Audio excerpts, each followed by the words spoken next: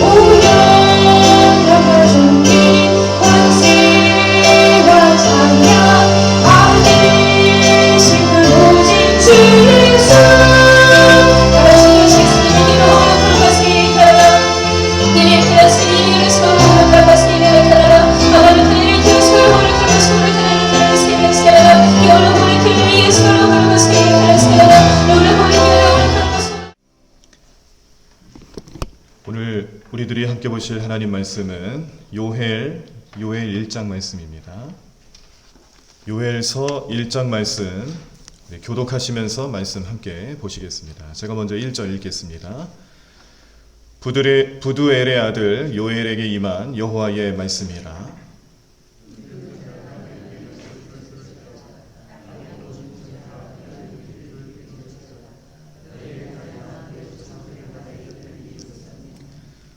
너희는 이 일을 너희 자녀에게 말하고 너희 자녀는 자기 자녀에게 말하고 그 자녀는 후세에 말할 것이니라.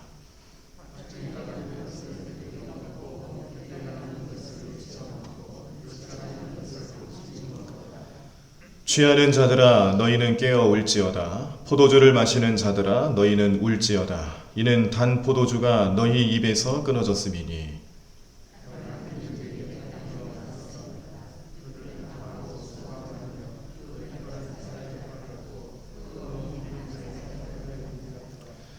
그들이 내 포도나무를 멸하며 내 무화과 나무를 긁어 말갛게 벗겨서 버리니 그 모든 가지가 하얗게 되었도다.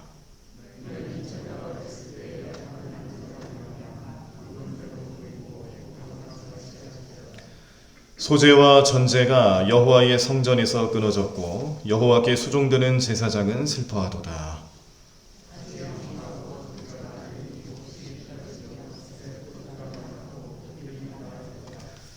농부들아 너희는 부끄러워할지어다. 포도원을 가꾸는 자들아 곡할지어다.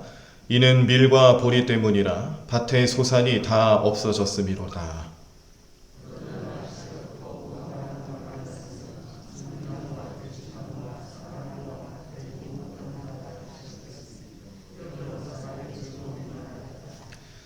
제사장들아 너희는 굵은 배로 동이고 슬피 울지어다.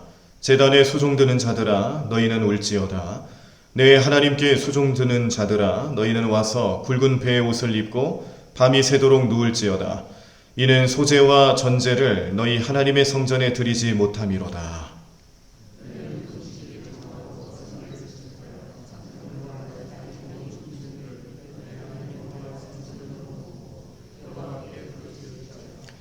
슬프다 그 날이여 여호와의 날이 가까웠나니 곧 멸망같이 전능자에게로부터 이르리로다.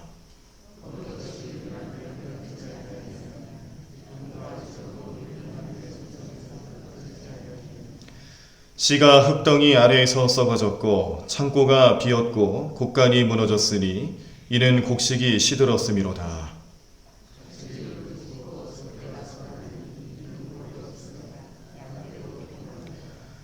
여호와여 내가 주께 부르짖으오니 불이 목장의 풀을 살랐고 불꽃이 들의 모든 나무를 살랐음이니이다.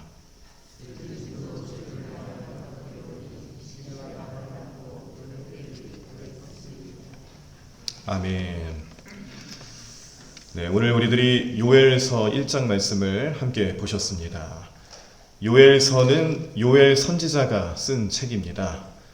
그런데 요엘이라는 선지자의 이름의 뜻은 여호와는 하나님이시다라는 이름의 뜻을 가지고 있어서 이 요엘 선지자가 이제 이스라엘 백성들을 향해 말씀을 전할 때에 그 말씀 하나하나가 결국에는 백성들의 마음속에 하나님에 대한 생각들, 하나님에 대한 믿음을 또 잘 반영하기 위한 이름 뜻을 가지고 있다라는 것도 우리가 생각을 하실 수가 있겠습니다.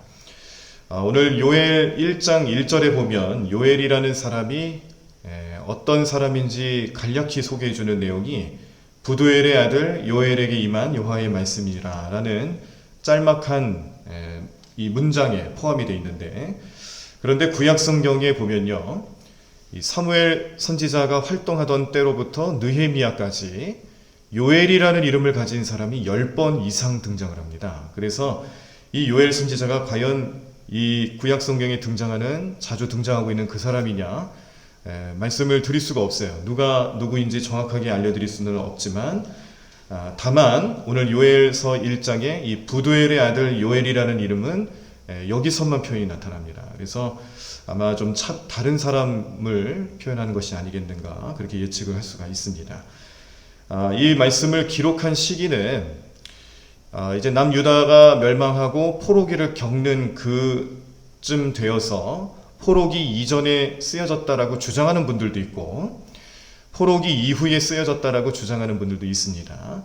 근데 이 포로기 이전에 써졌다라는 것과 이후에 써졌다라는 얘기를 설명을 하려면 또 이것도 몇 시간이 걸려요. 그래서 오늘 이것을 설명을 다 하기는 어렵지만 그런데 공통점이 있다라면 포로기라는 공통점이 있죠. 이 포로기는 결국 남유다 왕국과 또 예루살렘과 또 백성들의 삶에 있어서 어떤 시기였냐면 그들이 지은 죄의 결과로 인해서 심판당한 것과 또 그 심판의 무서움에 대해서 알고 깨닫는 그런 시기였습니다. 그래서 이 포로기를 겪는 동안에 회개했고요. 또 하나님께서 70년 동안 포로기를 겪게 하신 후에 다시금 회복을 시켜주시잖아요. 그래서 이 요엘서 말씀을 이제 3장까지 말씀을 쭉 보시면은 하나님의 심판에 대해서도 말씀을 주시지만 그러나 회복과 또 은혜에 대해서도 축복에 대해서도 같이 말씀을 주신다라는 것을 생각해 볼 때 이 포로기를 통해서 나타나시는 하나님의 은혜를 어쨌거나 말씀해 주고 있는 내용, 그래서 그러한 시기가 이 포로기를 중심으로 해서 전후로 쓰여졌을 것이다 라는 예측을 할 수가 있는데 이 내용에 대해서는 좀 더 나중에 좀 면밀히 살펴볼 수 있는 시간을 좀 가져보도록 하겠습니다. 이 요엘서에서는 큰 주제가 있습니다. 요엘서 말씀을 쭉 묵상을 하시다 보면 자주 등장하는 말이 있는데 이 말이 여호와의 날입니다. 여호와의 날. 이 여호와의 날이라는 것은 심판과 축복의 이중적인 의미를 동시에 갖고 있는 그런 의미, 신학적인 용어입니다. 이 여호와의 날이라는 것이 여기 요엘서에만 있는 게 아니고요. 이 선지서에는 자주 등장하는 표현들인데 보통 심판에 대해서 얘기를 하거나 또 하나님께서 회복을 말씀해 주시고 또 축복을 내려주시고자 하는 그런 시기, 그런 때, 이런 것들을 종합적으로 이중적으로 표현하는 의미로 여호와의 날이라는 표현을 좀 씁니다. 요엘서에도 무려 이 3장밖에 되지 않는 짧은 분량 속에서 4번이나 등장하는데 15절에 보면요. 오늘 말씀 1장 15절에 보면 슬프다 그날이여 여호와의 날이 가까웠나니 곧 멸망같이 전능자에게로부터 이르리로다. 요엘 2장 1절에도 나옵니다. 시온에서 날파를 불며 나의 거룩한 산에서 경고의 소리를 질러 이 땅 주민들로 다 떨게 할지니 이는 여호와의 날이 이르게 됨이니라. 이제 임박하였으니. 2장 11절에도 나옵니다.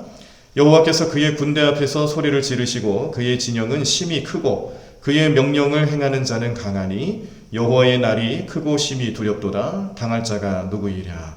3장 14절에 사람이 많으며 심판의 골짜기에 사람이 많으며 심판의 골짜기에 여호와의 날이 가까움이로다. 이렇게 요엘서만 하더라도 여호와의 날이라는 표현이 자주 등장을 합니다. 그래서 이게 오늘 요엘서가 가지고 있는 주제라고도 말할 수가 있는 것이죠.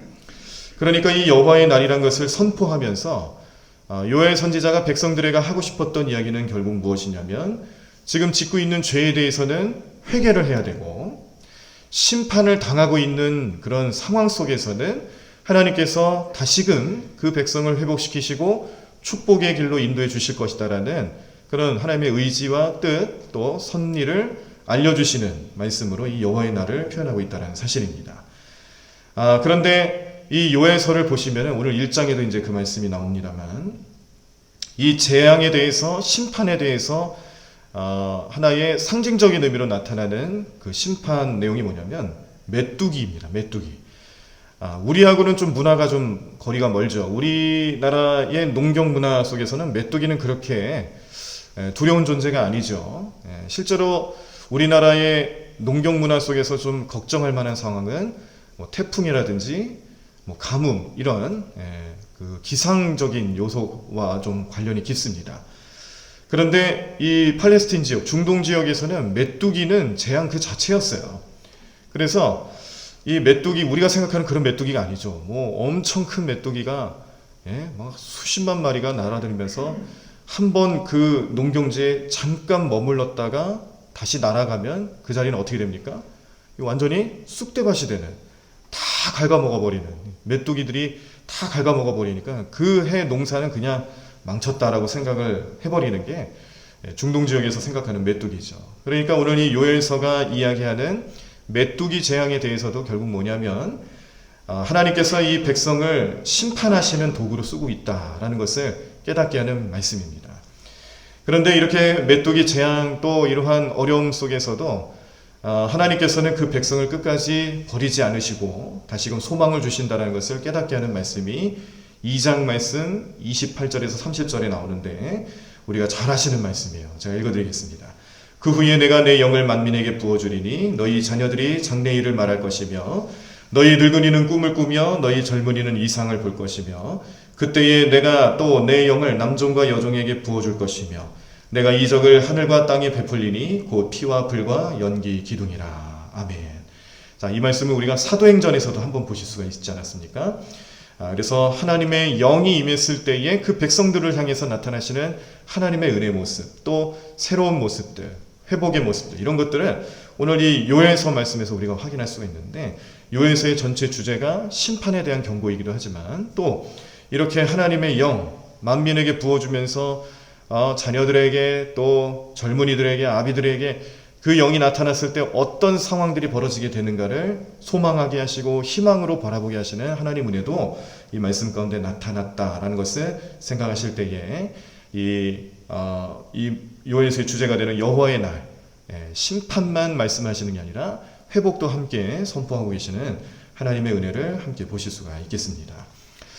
자, 그래서 오늘 우리가 요엘 1장 말씀을 이제 다시 좀 집중해서 보시면요, 이 여호와의 날과 관련하여서 메뚜기 재앙으로 나타나는 하나님의 심판, 그런데 이 하나님의 심판은 백성들의 입장에서 봤을 때는 굉장히 종말론적인 의미를 가지고 있습니다. 세상이 다 끝날 것처럼 정말 무시무시하게 나타날 심판을 얘기하고 있는 거예요. 그리고 구원을 또 선포하고 있는데, 이 재앙이 단순히 천재지변으로서 나타나는 재앙이 아니라 이 재앙을 통해서 하나님이 지금 백성들에게 어떠한 마음을 품고 계시는가를 깨닫게 하기 위해서 주시는 재앙이라는 거죠. 그러니까 하나님께서 지금 메뚜기를 통해서 징계의 채찍질을 하고 계시는 겁니다. 이 징계의 채찍질을 받을 수밖에 없는 상황은 죄죠. 죄를 지었기 때문에 하나님께서 그런 징계를 베푸시는 것인데, 이스라엘 백성들로 하여금 이제 무엇을 요청하고 있는 것이냐면, 그러니까 빨리 회개하라는 거예요. 심판이 임하기 전에 회개해라. 심판이 임했다 할지라도 회개해라. 그럼 하나님 어떻게 하시겠다는 겁니까? 그 회개의 모습들을 보시고 하나님께서 또 어떻게 하시는 거예요? 마음을 돌이키시고 은혜를 베풀어 주신다는 거죠. 그래서 오늘 이 요엘서 1장은요, 이 여호와의 날이라는 표현과 또 이 무시무시한 재앙의 과정과 결과가 어떨 건지에 대해서 알려주는 이런 말씀들 하나하나를 보면서 이 구약의 요한계시록이다. 우리 요한계시록은 성경의 마지막 부분에 나와 있는 묵시문학 가운데 앞으로 이루어질 일들에 대해서, 그리고 종말에 대해서 상징적인 의미를 가지고 이야기해주고, 또 이 상황에 대해서 이제 교회들이 또 어떻게 하나님 위로를 받을 것인가, 또 피할 길은 어떻게 될 것인가, 이런 것들을 말씀해주는 내용들이 담겨 있지 않습니까? 그런데 요엘서를 읽어보니까 마치 신약에서 요한계시록을 보는 것과 같은 그런 분위기를 이 요엘서에서도 느낄 수가 있기 때문에 구약의 요한계시록이다라는 별명도 있습니다. 자주 언급되는 여호와의 날이라는 표현 속에서 또 동시에 축복의 날이기도 하다는 것을 우리가 미리 염두하며 1장 말씀을 보실 때에 오늘 이 나타나는 메뚜기 재앙, 또 그것을 통해 깨닫는 심판의 날을 우리는 어떻게 이해할 수 있을까, 어떻게 받아들이고 어떻게 영적인 의미를 찾을 수 있을까를 함께 보시고자 합니다. 메뚜기 재앙에 대해서는 어쨌거나 하나님께서 지금 이 메뚜기 재앙을 통해서 지금 심판하시려고 하는 뜻을 품고 계신다는 것인데, 여기에는 또 영적인 의미들이 있습니다. 요엘 선지자가 경고하는 메뚜기 재앙은요, 결국 앞으로 이 전무후무한 재앙을 겪게 될 백성들에게 경고하고 있는 말씀인데, 이 경고를 지금 이 세대만 알고 끝날 게 아니라는 거예요. 지금 하나님께서 이 재앙을 베푸실 것인데 언젠지 모르는 거죠. 그런데 언제 나타날지 모르는 이 재앙의 때가 우리의 세대에서 안 나타났다고 해서 그냥 다행이다 그러고 끝날 게 아니라 자녀들에게 얘기를 해주라는 겁니다. 자녀들에게 하나님께서 재앙을 베푸실 것이다, 재앙이 임할 것인데 그때 너희들의 삶에 회개가 있어야 한다, 알려주라는 거예요. 그리고 그 자녀들의 또 후손들을 향해서도 계속해서 알려주라는 겁니다. 그러니까 이 재앙에 대해서 하나님께서는 반드시 그 재앙을 나타내실 것인데, 이 재앙에 대해서 준비를 해야 하고요. 또 철저하게 하나님 앞에 나아가는 모습, 그것이 회개죠. 회개하는 모습으로 이 재앙으로부터 안전하게 피할 수 있는 은혜를 입어야 된다는 사실을 우리 모든 세대들에게 알려주시는 하나님 말씀이다라는 것을 깨닫게 합니다. 메뚜기 재앙의 파괴력이 어떠한지를 오늘 말씀에도 나타나고 있는데 대표적인 말씀이 4절에 있습니다. 우리가 보신 요엘서 1장 4절 말씀에 팥중이가 남긴 것을 메뚜기가 먹고 메뚜기가 남긴 것을 느치가 먹고 느치가 남긴 것을 황충이 먹었도다. 이 말씀을 읽어보면은 팥중이, 메뚜기, 느치, 황충 이렇게 여러 이름을 가지고 있는 메뚜기의 종류들을 알려주고 있어요. 왜 이렇게 4번이나 4가지 이름을 가지고 있는 메뚜기를 소개하고 있는가? 여기도 여러 의견들이 있습니다. 2가지로 좀 정리가 되겠는데요. 첫 번째 의미는 우리가 흔히 알고 있는 메뚜기의 습성이 있어요. 메뚜기의 습성. 아까 초반에 말씀드린 것처럼 이것이 재앙으로 나타났을 때는 잠깐 농작물에 머물다가 갔을 때 그냥 어마어마하게 먹어치워버리는 그들의 이 메뚜기들의 먹성을 이렇게 표현을 했다는 것이죠. 그래서 이 팥중이, 메뚜기, 느치, 황충 이거는 이 각자 이 메뚜기 종류이긴 하지만 얘네들이 가지고 있는 먹성이 남다르다는 겁니다. 좀 다른 모습으로 먹는다는 거예요. 그래서 이것을 통해 이것이 백성들에게 어떠한 재앙이 될지에 대해서 예측할 수 있는 모습을 상징적으로 준다는 겁니다. 두 번째 의미는 이 4가지의 메뚜기에 관한 이름들이 어찌 보면 이 애벌레 때부터, 그러니까 이제 메뚜기가 애벌레 시절으로부터 시작해서 이제 성장해서 그 과정, 성장하는 과정, 그리고 나중에 어떻게 또 성충이 되는지 이런 여러 가지 과정들을 이런 이름들을 통해서 표현한 것이다. 그래서 이 메뚜기 재앙이 가지고 있는 여러 해석들, 이렇게 이름들이 다양하게 나타난 것에 대해서 여러 해석들을 할 수는 있지만 결국 말씀하시고 싶은 내용은 뭐냐면 전 국토가 황폐하게 될 것이다라는 것을 알려주는 표현을 이렇게 했다는 것입니다. 이 전 국토가 황폐하게 되고 또 큰 환란을 임하게 될 것이다. 그 환란 속에 어려움을 당하게 될 것이다라는 것을 이 이름들을 표현해 주는 것 하나하나를 통해서 암시하고 깨닫게 한다는 뜻이죠. 그러면 이 메뚜기 재앙의 영적인 의미는 뭘까요? 이 메뚜기 재앙이 가지고 있는 눈으로 확인할 수 있는 재앙의 무시무시한 점은 이런 것들인데 그게 파괴력이 이렇게 나타나는데 그럼 이 파괴력이 나타내는 영적인 의미가 있지 않겠습니까? 요엘 선지자가 단순히 이것을 사실에 근거해서 그냥 그 사실만 알려주는 말씀이 아니라 반드시 거기에는 그 이면에 나타나는 하나님 뜻이 있다는 것인데 이것을 통해서 백성들이 알아야 할 영적인 의미는 첫 번째, 이방 민족이 아주 무창한 전투력을 가지고 무참히 백성들을 짓밟아 누르기 위한 침략을 준비하고 있다는 것을 깨닫게 하는 내용이죠. 메뚜기 떼와도 같은 한 이방 민족이 이제 일어서게 될 겁니다. 나타나게 될 것입니다. 우리가 이걸 역사적으로 봤을 때는 이 남유다를 향해서는 바벨론이죠. 그래서 그전에는 바벨론이라는 나라가 그렇게 큰 의미가 있는 나라가 아니었어요. 심지어 이 히스기야 시대 때는 어떤 일이 벌어집니까? 히스기야 시대 때는 히스기야가 병들었다가 하나님께 기도하고 치유를 받잖아요. 그리고 그 치유받은 사건을 이 주변 국가들이 압니다. 바벨론도 알았어요.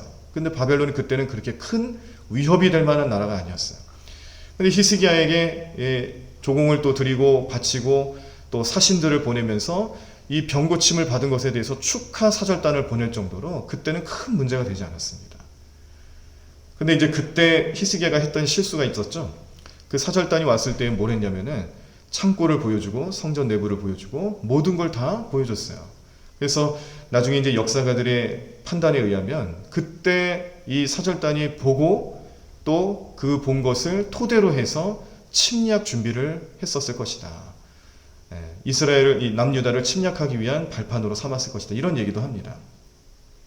어쨌거나 이 메뚜기 떼로 표현되는 큰 민족이 나타날 것인데 이 파괴력이 마치 사자와도 같고요. 또 하나님의 백성을 충분히 멸망시킬 수 있는 그런 놀라운 능력을 가지고 있는데 이 때문에 모든 백성들은 또 어느 위치에 있거나 어느 연령이거나 할 것 없이 다 울어야 된다. 울 수밖에 없다라는 말씀의 내용들이 오늘 나타나 있습니다. 이방 민족으로 인해서 나타나는 마치 이 모습이 메뚜기 떼가 농작물을 다 갉아먹는 것처럼 그렇게 놀라운 파괴력을 가지고 나타나는 모습을 생각나게 하는데, 이것이 예언하고 또 생각하게 하는 바는 나중에 남유다 왕국이 멸망당할 때에 그 메뚜기처럼 나타나서 백성들을 초토화시키는, 그 땅을 초토화시키는 이방 민족에 대한 상징입니다. 자, 두 번째 영적인 의미는 그 땅이 황폐해질 것이다 그랬어요.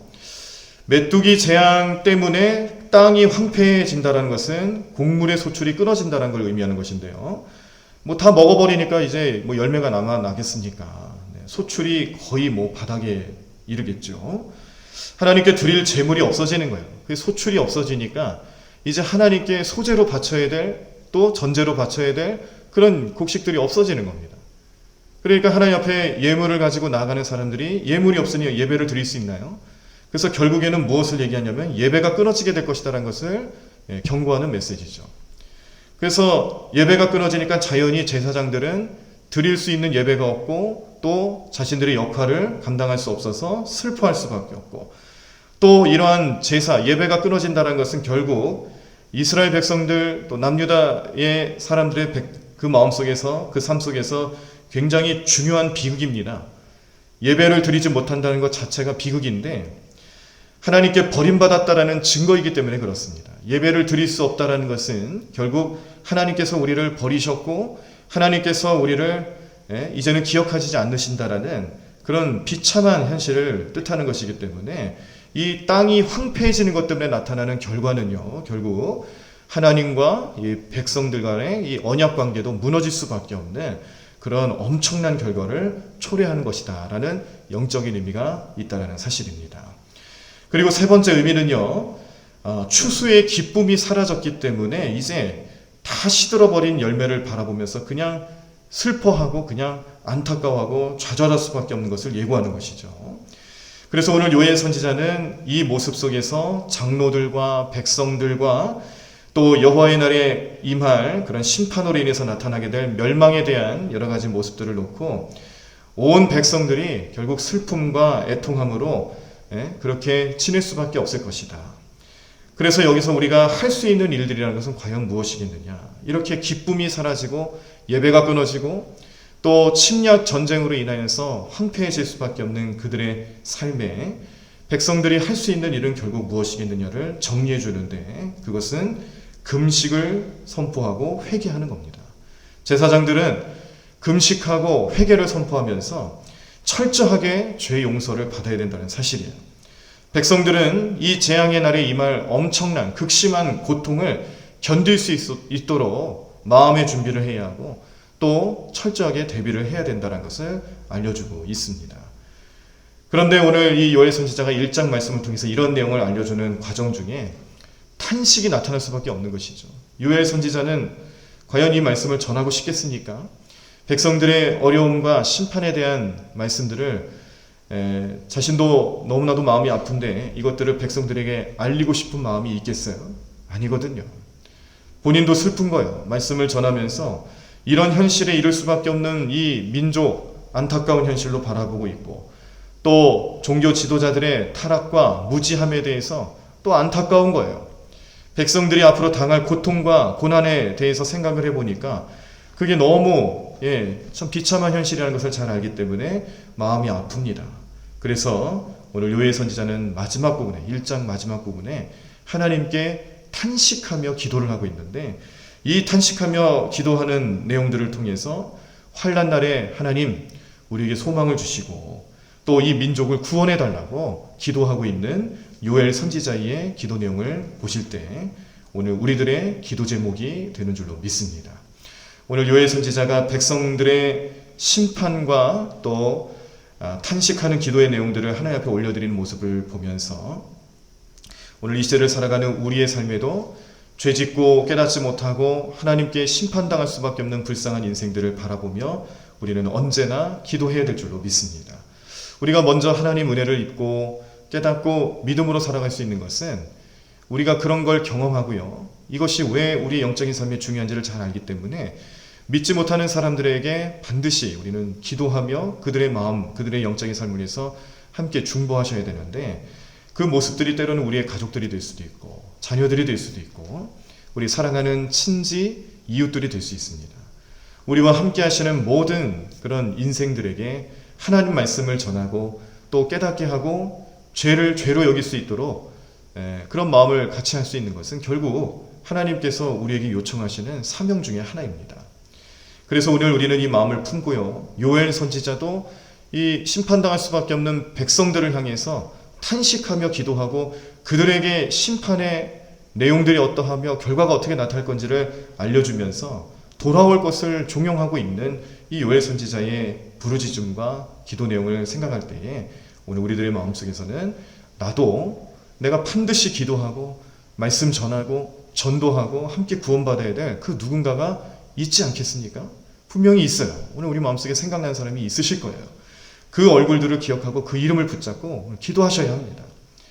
특별히 오늘 이 시대에 우리가 생활이 어렵고 또 불편해지고 모든 것이 부자연스러워지는 이 시대에 우리가 낙심하기 쉽고 절망하기 쉽고 또 그러한 상황 속에서 그저 아무것도 할 수 없는 비참한 현실을 맞이하는 우리의 삶이 어찌 보면은 쉽게 넘어질 수밖에 없는 연약함을 드러내는 시기인데 이러한 상황 속에서 오늘 여호와의 날 하나님께서 심판도 말씀하셨지만 2장 말씀에 보면은 이 하나님의 영을 통해서 소망을 주시는 말씀도 나타나잖아요. 하나님 여호와의 날이라는 것은 결국 하나님께서 우리에게 재앙을 말씀해 주시는 내용이기도 하지만 희망과 또 소망을 선포하는 말씀이다라는 것을 기억하시고 우리 안에 주시는 말씀들 하나하나가 우리 이웃들에게 믿지 않는 영혼들에게는 이 여호와의 날이 심판의 날이 될 수 있지만 우리 믿는 사람들에게는 그것이 소망의 날입니다. 그 소망의 날을 함께 할 수 있도록 말씀 전하시고요. 또 복음 전하시고 기도하시면서 우리 함께 모두가 구원받는 날이 이룰 수 있도록 오늘도 매달려 간구하시고 또 하나님께 구하실 수 있는 오늘 저와 여러분들의 삶이 되시기를 간절히 축원합니다. 다 자리에서 일어나시겠습니다. 이른 아침 내 영혼의 목마름에 문을 열고 나의 사랑 내 주님께 이 하루를 맡겨요. 이른 아침 내 영혼의 목마름에 문을 열고 나의 사랑 내 주님께 이 하루를 맡겨요. 오늘 우리 함께 통성으로 기도하실 때 말씀을 기억하시고 말씀의 내용대로 성령님 의지하며 순종하며 살아갈 수 있도록 역사해 달라고 기도하시고요. 오늘 월요일입니다. 우리 6시가 되시면 6시가 되면 우리 새 가족들을 위해서 먼저 기도해 주시고 또 이번 한 주간 특별 새벽 기도를 함께 하시는 우리 재무부를 위해서 또 우리 교사들을 위해서 또 저를 위해서 우리 원로 목사님과 사모님의 영육 간의 강건함과 성령 충만함을 위해서 중보하며 기도해 주시기를 바랍니다. 말씀을 놓고 또 함께 기도할 제목들을 생각하시면서 우리 함께 통성으로 기도하시겠습니다. 주님 감사합니다. 오늘도 주님의 날, 주님의 복된 날 우리에게 임할 줄로 믿습니다. 하나님 믿음으로 나아가는 우리 모든 성도들의 삶 가운데 주님 주시는 은혜와 축복의 삶을 통하여서 주님만 바라보고 주님만 의지하며 살아가는 귀하고 복된 삶 되게 도와주시옵소서. 오늘 우리들의 마음속에 성령님 함께하여 주시옵시고 성령 충만함으로 나아가는 귀하고 복된 삶 될 수 있도록 역사하여 주셔서 주님 믿음으로 온전히 승리케 하여 주시옵시고 능력의 손길로 임하시는 주님만을 바라보며 나아가는 귀한 삶 되게 도와주시옵소서. 하나님 도와주실 줄로 믿습니다. 주님 은혜 가운데 영광 돌리는 귀한 삶 될 수 있도록 역사하여 주실 줄로 믿습니다. 하나님 은혜 베풀어 주시옵소서. 주님 능력의 손길로 임하여 주시옵소서. 믿음으로 승리하기를 바라는 귀한 삶